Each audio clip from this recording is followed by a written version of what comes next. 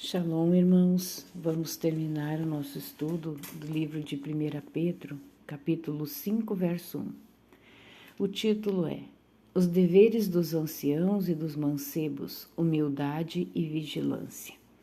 Coloquei aqui duas versões, da KJ Fiel e da Arai+, que vai trazer aqui as palavras no grego. Aos anciãos que estão entre vós eu exorto, e sou também ancião com eles, e testemunha dos sofrimentos de Cristo, e participando da glória que se há de revelar. Então, aqui Pedro, já ancião, né, ele mesmo se revelando como ancião. Essa palavra no grego é presbíteros, né, é a palavra para ancião. Então, vamos ver o que o comentarista aqui da KJ Fiel vai falar. Pedro foi nomeado apóstolo pessoalmente por Jesus Cristo. Contudo, como pastor, ele se solidariza com os presbíteros das igrejas cristãs espalhadas por toda a Ásia Menor. Obviamente que naquele tempo não se denominava assim, né, de igrejas cristãs, mas de congregações messiânicas, né? Continuando. Com o propósito de animá-los na fé diante das graves provações pelas quais estavam passando. Aí tem as referências, né, que vai embasar esse comentário.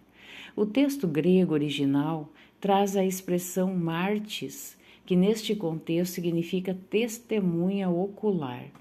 Pedro seguia a Cristo desde os primeiros dias do seu ministério na terra. Participou dos sofrimentos mais terríveis impostos ao Senhor e contemplou sua glória.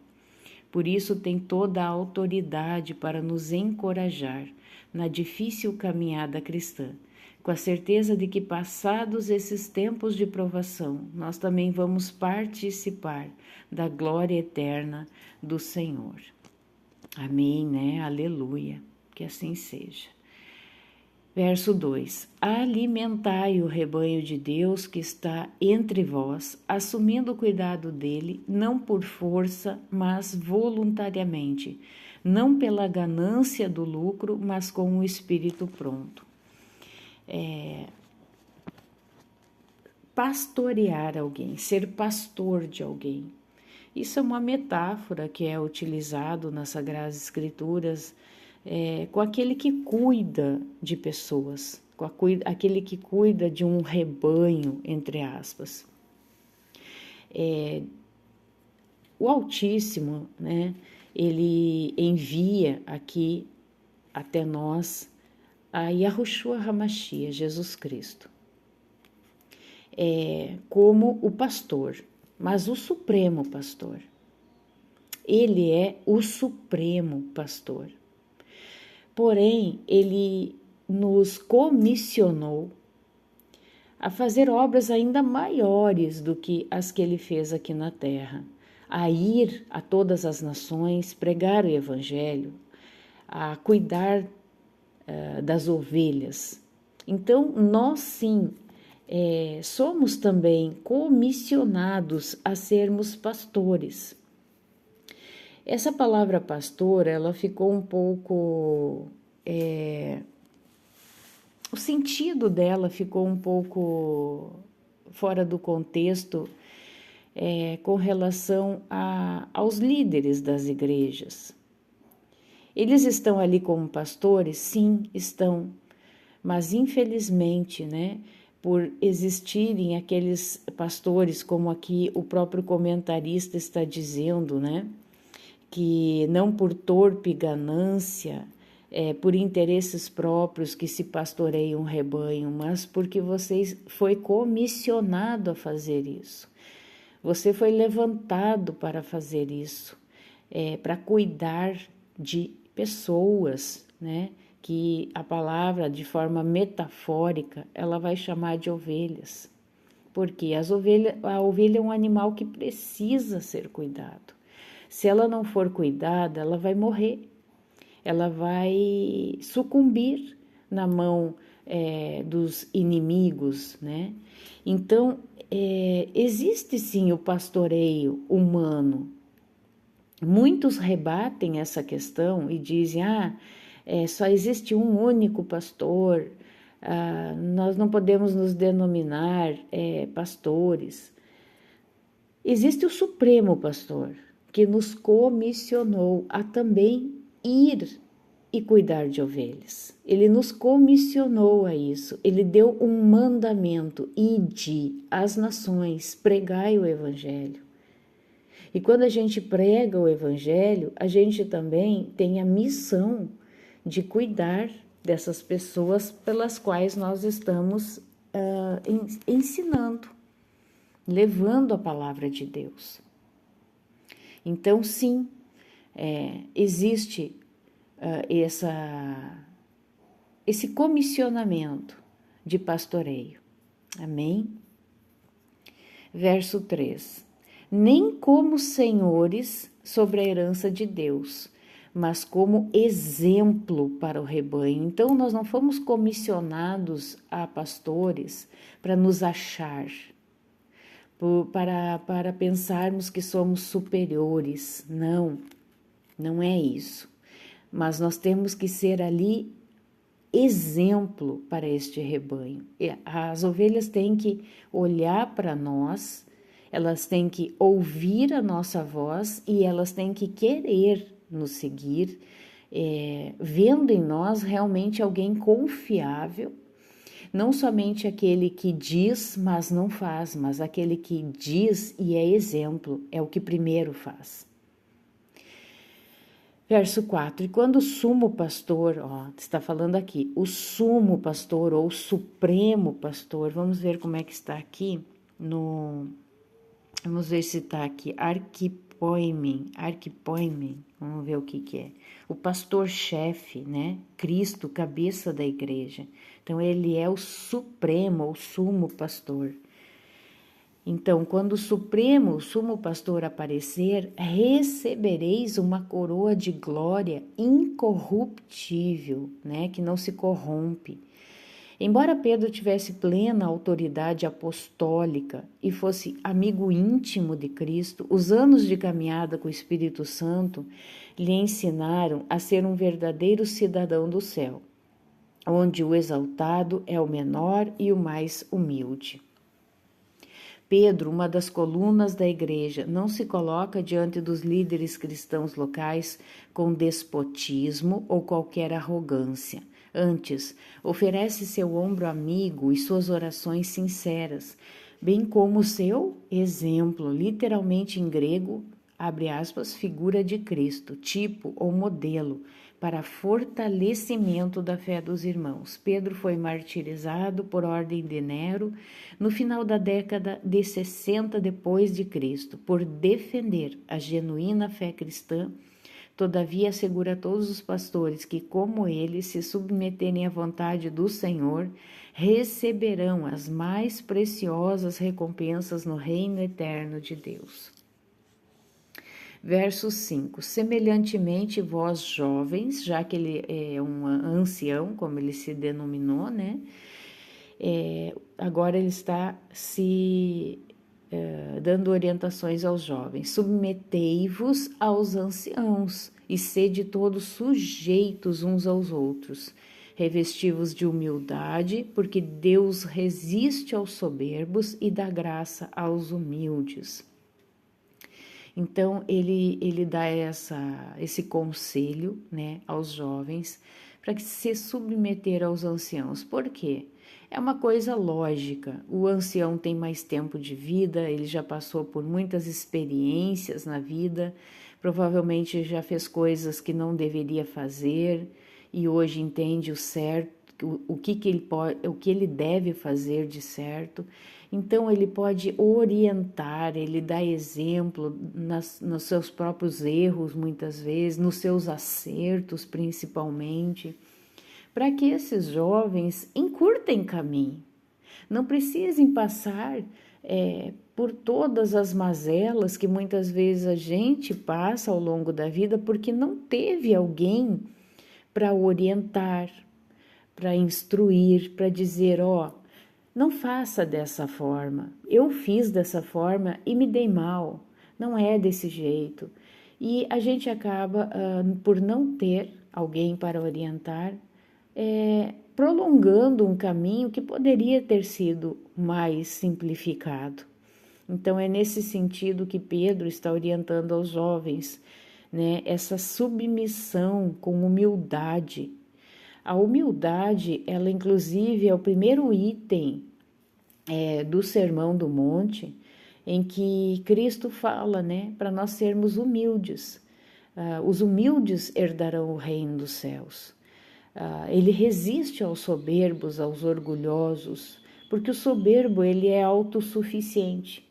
Ele acha que ele não precisa de um Deus para ficar mandando. Ele pensa que Deus é um ditador, é alguém que quer dominá-lo, mandar na vida dele, sendo que Deus não é nada disso. Deus é um pai cuidador, é um pai que quer o bem dos seus filhos. Amém?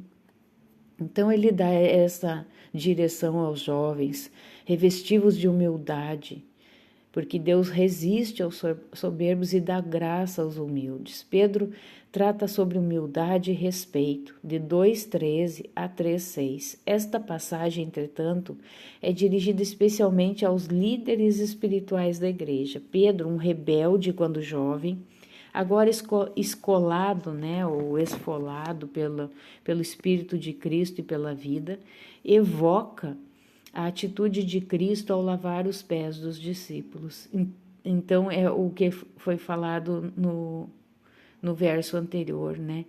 Que o jovem tem que olhar para os presbíteros, para os anciãos, como exemplo, assim como os anciãos olham para Cristo como exemplo também. Pedro, ele se espelhou em Cristo. A princípio foi rebelde, mas depois o Espírito Santo, né, a Ruach HaKodesh, foi modelando ele, foi moldando ele, a imagem e semelhança, a estatura do varão perfeito.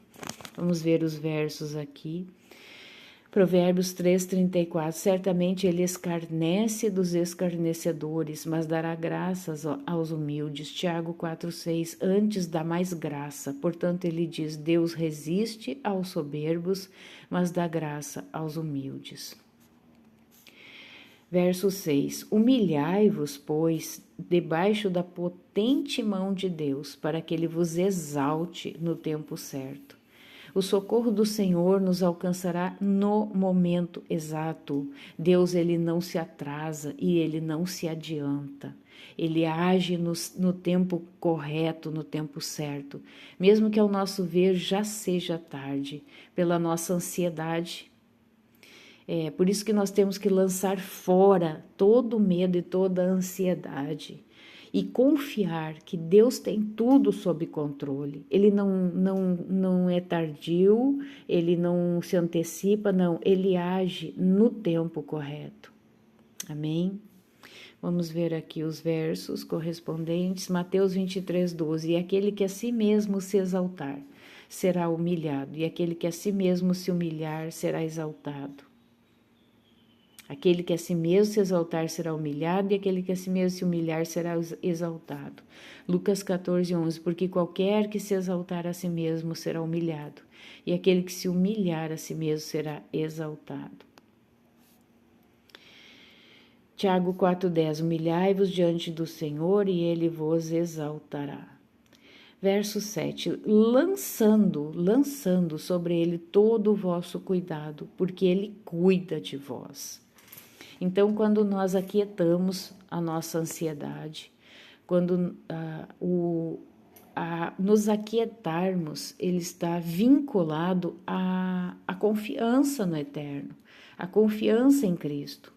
Então, lançar as nossas preocupações, os nossos fardos a Ele. Vamos ver os versos aqui. Salmo 55:22. Lança teu fardo sobre o Senhor e Ele te sustentará. Jamais permitirá que o justo sofra ou seja abalado. Ele jamais permitirá que o justo sofra ou seja abalado. Depois tem todo o texto de Mateus 6:25-34. Verso 8: Sede sóbrios, sede vigilantes, porque o vosso adversário, o diabo, anda em derredor, como um leão, né? Tá comparando a um leão que ruge, buscando a quem possa devorar. Pedro sabia muito bem o quanto é difícil ficarmos alertas e dispersos durante toda a nossa peregrinação. Por quê? Por que ele sabia? Porque ele, um humano como eu e você, com as mesmas dificuldades. Ele não foi um homem diferente de nós. Ele foi uma pessoa como eu e como você. Só que aqui ele está nos aconselhando por tudo que ele passou, por tudo que ele aprendeu com Cristo. Ele diz, né? Sede vigilantes, sede sóbrios, porque o vosso adversário, o diabo, anda em derredor, como um leão que ruge, buscando a quem possa devorar. O salmista Davi, né? O rei Davi, ele fala muito, né? Nos Salmos, há um leão, como o leão quer me devorar, né? Falando dos seus inimigos. Então, é uma metáfora para falar da forma violenta que Satanás ele age, e não só violenta, mas astuta, porque o leão, para pegar a sua presa, ele é sorrateiro, ele estuda a presa. Veja bem, ele observa a presa. Então, por isso que ele anda ao nosso derredor, nos observando, vendo a nossa rotina, vendo como que nós somos, como que está sendo a nossa vida com Cristo, como estamos nos comportando, se estamos sendo hipócritas, se apenas falamos de boca para fora, mas a nossa vida não há uma mudança, não há uma techuvá verdadeira, não há um verdadeiro arrependimento, somos apenas religiosos. E sendo assim, ele tem total legalidade sobre nós, ele tem total domínio ainda sobre nós. Enquanto nós andarmos somente em religiosidade, sem verdadeiramente nos tornarmos a imagem e semelhança de Cristo, nós estamos nas mãos deste leão, que ele não somente ele ruge, mas ele devora. Amém? Verso 9: Ao qual resistir firmes na fé. Fé, no hebraico, é emuná. Deixa eu ver como que está aqui no grego. É pistes no grego. Pistes. Convicção da verdade de algo. Convicção ou crença que diz respeito ao relacionamento do homem com Deus e com as coisas divinas. Né? Então, é emuná no hebraico, é confiança, é fidelidade. Então, nós temos que resistir. A palavra também fala que antes de nós resistirmos, por exemplo, ao diabo, nós temos que nos submeter a Deus. Porque somente nos submetendo a Deus, ou seja, sermos obedientes à sua palavra, é que nós poderemos resistir ao diabo. E aí ele fugirá de nós. Aqui Pedro está dizendo: resistir firmes na fé, na fidelidade, na confiança em Deus, sabendo que as mesmas aflições se cumprem entre os vossos irmãos no mundo. Então nós não podemos deixar muitas vezes que o vitimismo, o coitadismo tome conta de nós, como tomou conta de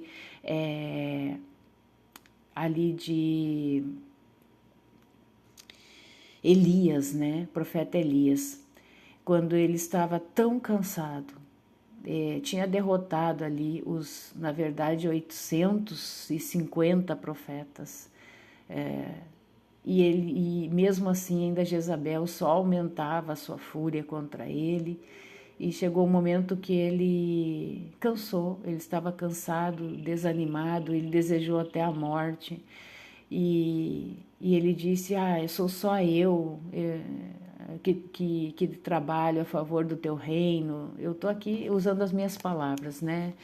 E só tenho eu, não existe mais ninguém. E ali o anjo diz para ele, né? ainda tem 7.000 fiéis que não se dobraram a Baal.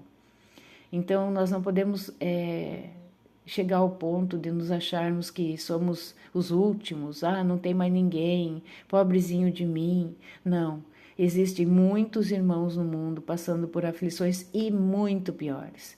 Por exemplo, aqui no Brasil, nós ainda não somos perseguidos por causa da palavra. Ainda nós podemos ter uma Bíblia em casa e lê-la, mas nessas nações onde o evangelho é proibido, onde eles têm que estar nos porões, e muitas vezes são buscados nesses porões e mortos.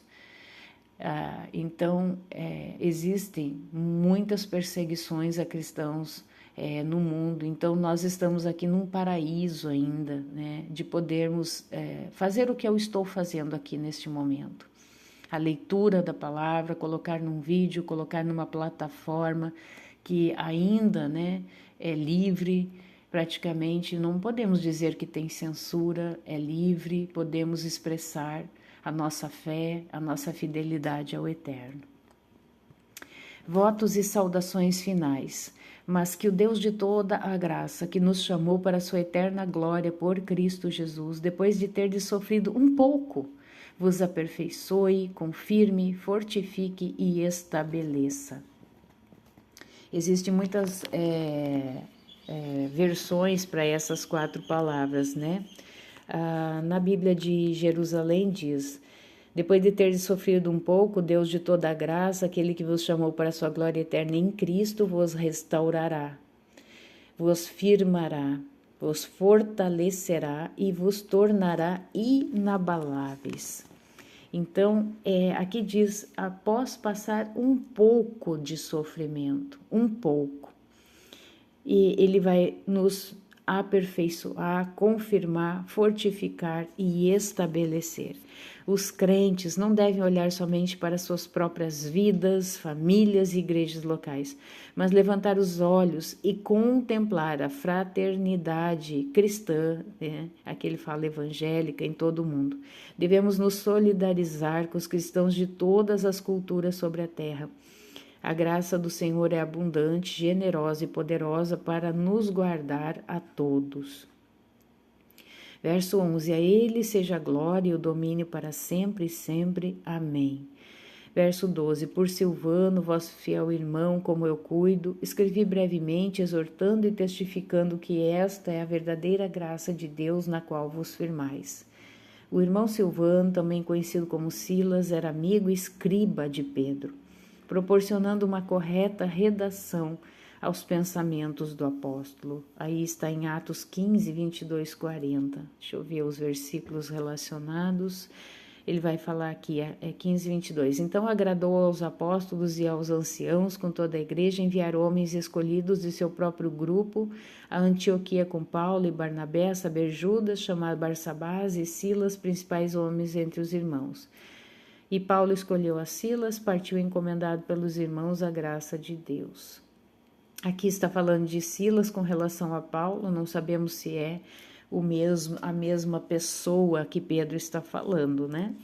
Verso 13. A igreja que está em Babilônia, eleita juntamente convosco, vos saúda, e também o meu filho Marcos.